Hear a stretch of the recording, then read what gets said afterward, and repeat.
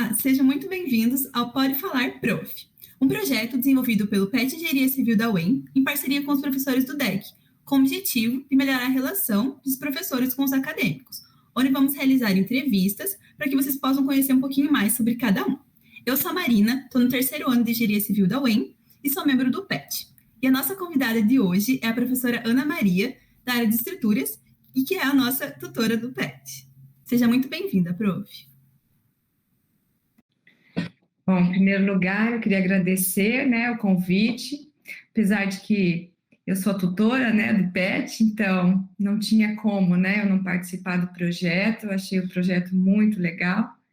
Então, como a Marina falou, eu sou a professora Ana Maria, sou professora do Departamento de Engenharia Civil já há alguns anos, na área de estruturas, e estou muito feliz de estar participando agora como entrevistada do projeto do PET.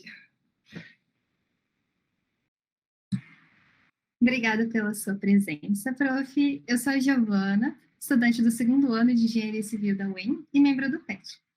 Vou dar início à nossa entrevista, então, que vai ser composta por 4 quadros que abordam diferentes perguntas. Vamos começar, então, a nossa entrevista. O nosso primeiro quadro vai ser sobre carreira profissional. Então, prof, você sempre quis seguir carreira acadêmica? Como que foi essa escolha? Então, não. Quando eu fui fazer o vestibular, de engenharia, eu fiz porque eu gostava muito de matemática, E as engenharias, a matemática está muito presente. Então, foi uma escolha, assim, do curso. E aí, ao longo do curso de engenharia, eu fui observando e notando, assim, que a minha aptidão, eu fiz monitoria, e no final do curso, um professor da área de estruturas, que foi meu professor, hoje ele é aposentado, ele não é mais professor do DEC, professor João Dirceu, ele me sugeriu, ele viu o meu perfil, que eu gostava da área de estruturas, de estudar, falou: Ana, por que você não faz mestrado? Aí eu fiquei a mestrado, não sabia, a gente não tinha ainda os mestrados aqui no departamento, e não sabia o que era. E ele falou, ele me explicou, me deu uma carta de recomendação, aí eu me inscrevi no mestrado lá na USP em São Carlos, e aí eu participei do processo seletivo e fui aceita. Eu fiz mestrado, doutorado, daí emendei já, fiquei 7 anos morando lá em São Carlos, estudando lá na USP, e quando eu terminei, aí sim, aí lá a vida é em função de pesquisa, de ensino também. Então, aí eu já fui despertando, assim, eu já fui concretizando, assim, que eu ia ser professora, que a carreira acadêmica estava bem ligada ao meu perfil. E aí, quando eu defendi o doutorado, eu comecei a trabalhar como professora. Foi assim. Muito legal o incentivo desse seu professor, prof. E por que você escolheu a UEM, Você já tinha estudado aqui, então por que resolveu voltar para dar aula aqui especificamente?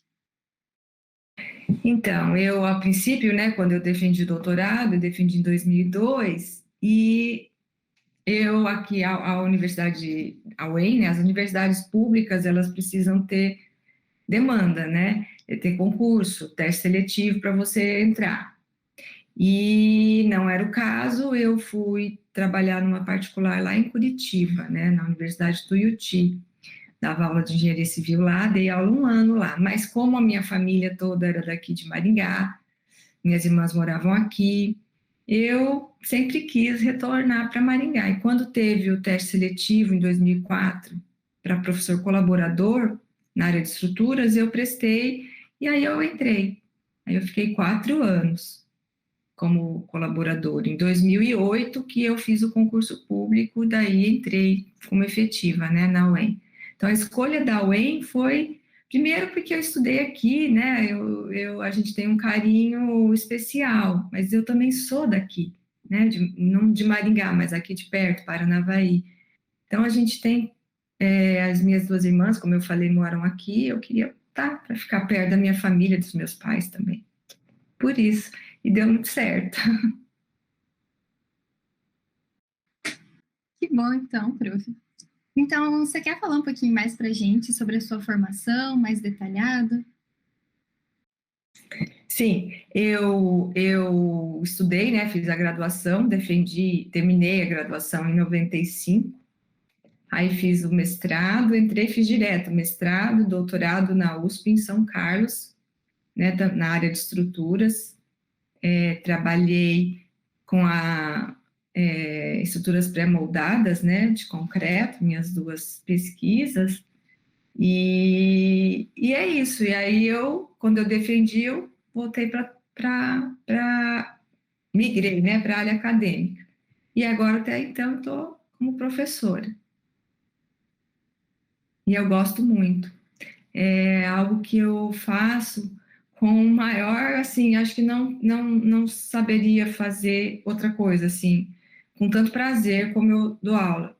Eu costumo dizer, né, eu sempre digo isso para os meus alunos, que eu lembro quando eu ganhei a minha filha, né, engravidei, ganhei a Lara, eu tive bastante dificuldade para engravidar, e quando eu tive a Lara, eu vivia a Lara, né, vivia a filha. Mas quando eu tive que voltar, né, acabou a minha licença, eu voltei para dar aula, os únicos momentos que eu esquecia da Lara, quando eu me via, eu falava, nossa, esqueci da Lara, era quando eu estava dando aula. Eu, eu, eu mergulho ali na aula, eu fico muito focada, e é porque eu gosto, né? Eu gosto muito. Então, eu descobri mais isso quando eu falei, gente, não lembrei da Lara, né? Durante a aula, logo depois de 6 meses só, né, de licença, ela era bebezinha, e eu deixava ela e ia dar aula e eu esquecia por 2 horas ali a minha filha, né? Então isso me chamava a atenção, porque eu pensava muito nela, né? Depois que eu tive. Toda mamãe coruja, mamãe de primeira viagem é assim, né? Mas na aula eu esquecia da Larinha. Por isso que eu fiquei mais assim, nossa, eu gosto muito mesmo. É a minha vocação. Que legal, prof. E qual foi o seu maior desafio ao longo desse trajeto, né, dessa jornada para se tornar professora?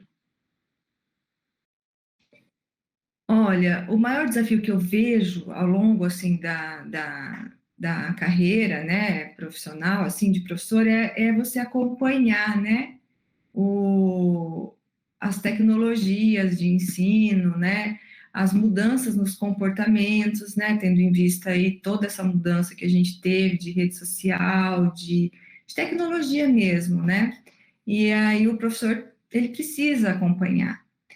E o comportamento mesmo de vocês, alunos, né? Mudou muito, né? Eu dou aula desde 2003 e os alunos têm um comportamento bastante diferente e a gente precisa acompanhar, né? Aprender então o desafio maior é esse. E o desafio, assim, grande também, outro, é tentar se pôr muito no lugar do aluno, né? Como que seria a cabecinha dele recebendo as informações que você está passando, né?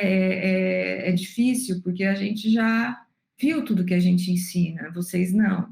Então, assim, os dois desafios maiores são esses, é você tem, chegar na cabecinha do aluno, né? Conseguir motivar ele e fazer com que ele compreenda aquilo que você está falando.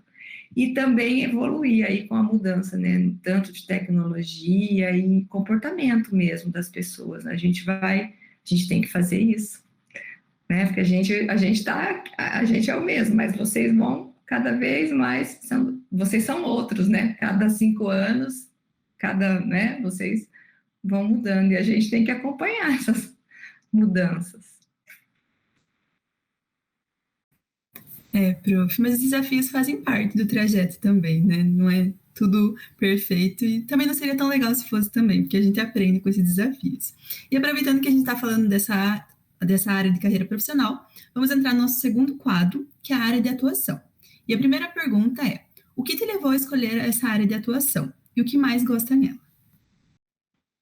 Então, a área de estruturas, né, como eu sempre gostei de matemática, ela é uma área mais voltada ao cálculo. Então, desde sempre, eu gostei dela, né? Então, os professores da área perceberam isso, tanto é que o João Dirceu, ele, né, fez aquela sugestão para mim. Foi isso, mas por causa disso. Eu gosto depois, muito fascinante, a área de estruturas, né? A engenharia em si, ela é incrível, né? Mas aí você pensar, né, em como que os elementos de qualquer obra de engenharia se equilibram, né?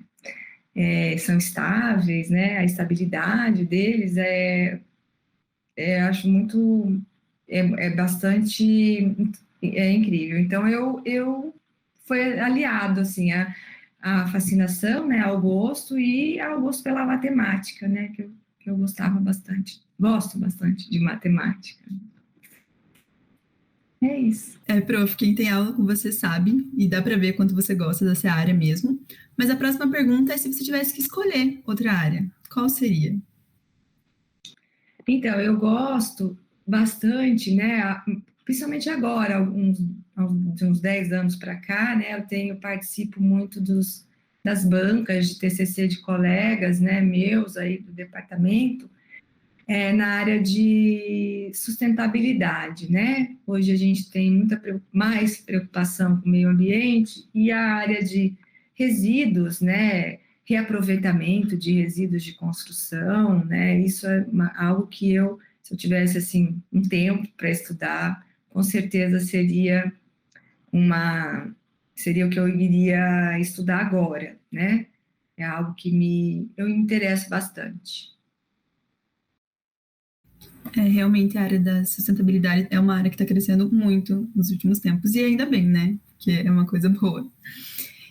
Já que você falou, né, das bancas de TCC, a próxima pergunta é sobre isso. Se você participa de bancas de TCC, mestrado, doutorado, e se sim, qual dica você daria para quem apresenta? Eu participo, sim, né? A gente se ajuda aqui no departamento, os professores, um colega participa da banca do aluno do outro colega, né? A gente precisa, são 3 professores para compor uma banca. O mestrado também, né? A gente tem o nosso mestrado aqui, então a gente ajuda sim. E a dica, assim, a principal que eu sempre falo até para os meus alunos, que são meus orientandos, né, de TCC, é que treinem a apresentação, né? Qualquer apresentação que você for fazer em público, né? Treinar, porque a apresentação fica outra, né? Você fica mais seguro, mesmo você tendo feito o trabalho, com o treino a apresentação fica melhor ainda.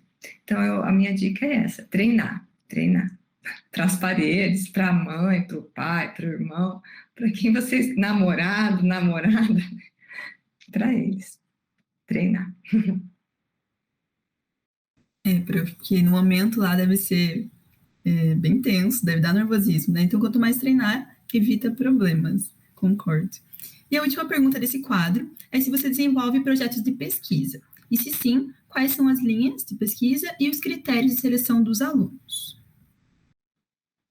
Bom, eu desenvolvo, sim, eu tenho meus projetos de pesquisa, né, principalmente na área de estruturas pré-moldadas de concreto, que foi a minha formação, né, de mestrado e doutorado, mais precisamente ligações, né, então a grande diferença, né, das estruturas pré-moldadas, pré-fabricadas de concreto, das estruturas que são feitas de concreto moldado no local, né, que a gente chama de monolíticas, é a presença das ligações, né? Então, os elementos, eles são montados na obra, então são ligados, conectados, e as ligações, elas causam mudanças no comportamento das estruturas, né? Não é mais o mesmo comportamento da estrutura monolítica. Então, se faz muita pesquisa em ligações. Então, o meu mestrado e doutorado foi na área de ligações viga-pilar, né? Ligações entre as vigas e os pilares. E assim, então, meus projetos, né, de pesquisa em andamento são ligados nessa área, ao estudo do comportamento de estruturas pré-moldadas, né? Continuando aí o que eu estudei, né, durante 7 anos lá em São Carlos. Mas, atualmente, né, eu sou tutora do PET, né, como todo mundo sabe, e o PET é uma atividade, né? Ser tutora do PET é uma atividade que demanda bastante dedicação, né? E então, assim, ultimamente, projetos PIC, PIBIC, eu dei uma parada, eu não tenho nenhum orientando de PIC e PIBIC por conta disso, né? Eu optei, né, em parar, né, esperar assim que o meu período, né, de tutoria do PET terminar, eu vou retomar. Assim, critérios, né, de seleção de aluno, geralmente o aluno ele já te procura, né? Como é que ocorre, né? Os alunos procuram os professores da área que mais interessam a eles, né? E a gente conversa, vê se o aluno de fato tem interesse. Existem alguns critérios para o aluno fazer algum projeto, né? Que tem que ir bem na graduação, né? Tem esses critérios de nota. Então a gente se informa direitinho, conversa bastante com o aluno, né? E aí, se der tudo certo, a gente faz o projeto. Mas, ultimamente, assim, eu não tenho nenhum projeto de pesquisa meu, sim, mas com alunos, né, PIC, PIBIC, não, fiz uma parada, né, uma pausa pelo período aí da tutoria do PET. Mas eu pretendo, sim, retomar. Tá certo, então, fazer uma de cada vez. São duas atividades que exigem bastante dedicação, né, prof? Então, agora, para dar uma descontraidinha, o próximo quadro é o Fofocando com o Prof. Então, prof, você já passou por algum perrengue, alguma situação engraçada em sala de aula? Se sim, como é que foi? Situações engraçadas a gente acontece mais aqui, né, no ensino remoto, né? Por exemplo, falar e travar, e você depois de alguns minutos, ou bons minutos, né? O prof travou, né? Volta tudo. Né? Esquecer de ligar o microfone foram muito poucas vezes, né? Dar aula num quadrinho pequeno, né? Que nem esse. Mas, assim, o que eu lembro que foi logo no início da minha carreira foi que eu dei aula numa escola particular aqui em Maringá também, numa faculdade, e eu dava aula de topografia no início, né? E eu dava aula para um aluno que era formado já, ele era topógrafo, ele tinha um outro curso superior que dava atribuição a ele. Então, assim, eu falava, meu Deus, estou dando aula para um topógrafo. E depois, no quarto ano,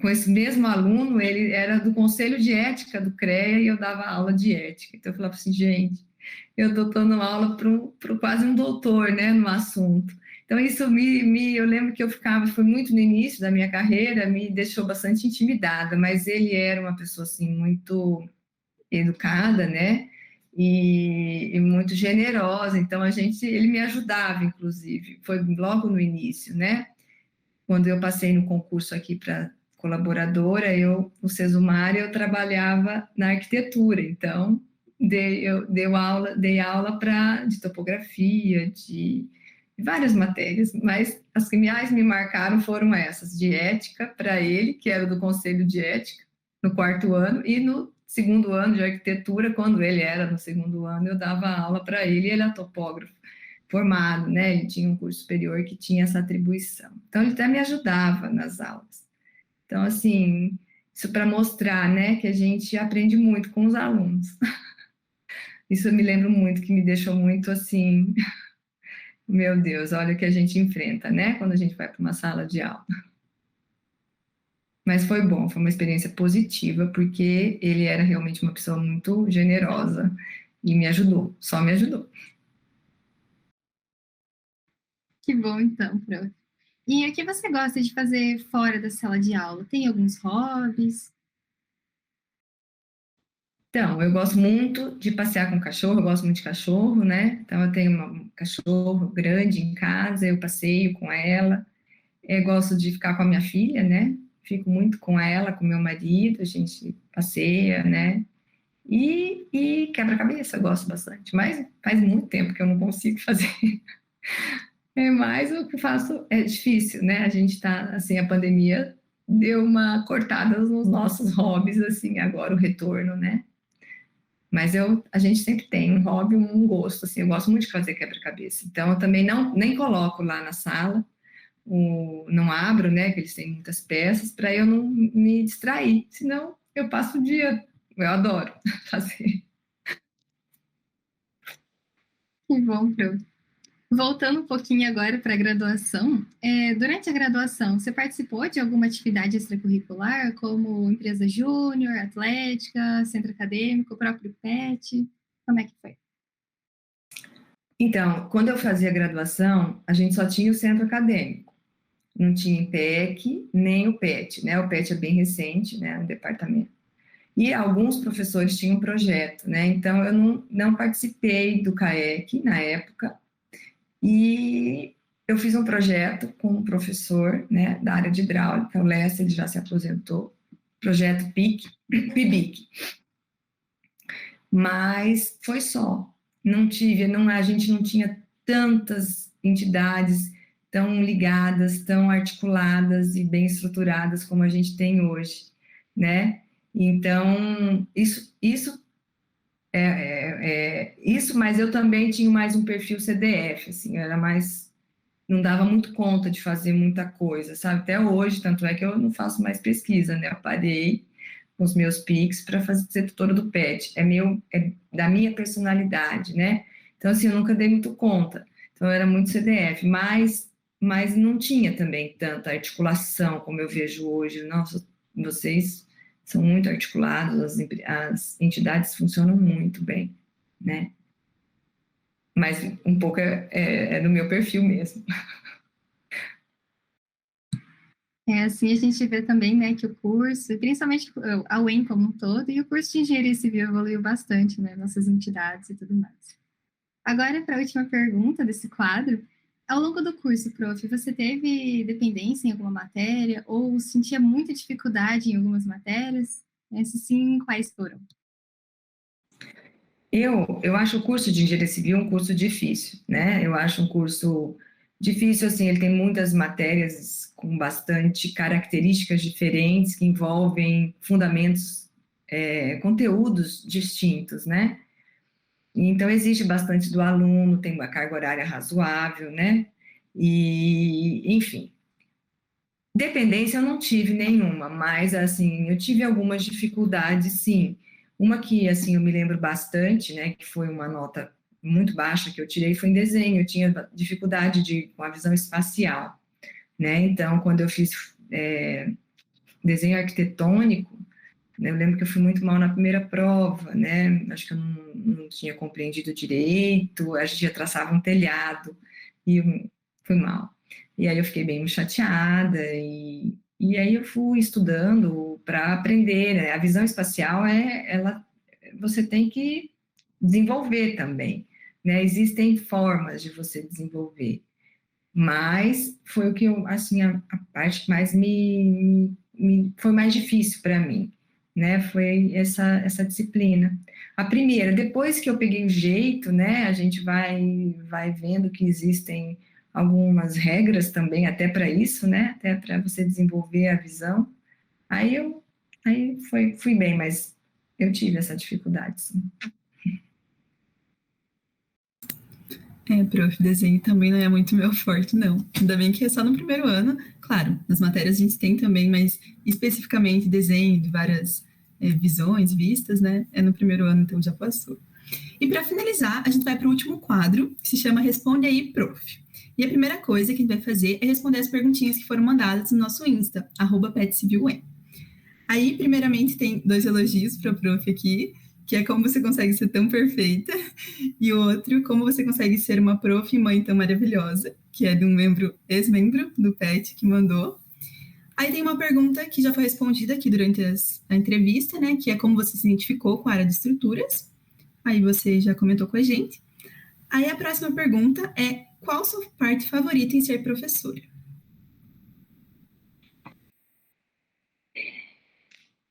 É o contato com os alunos. Eu gosto bastante do contato com os alunos, né? Eu não sempre foi assim, né? No início a gente fica mais dura, né?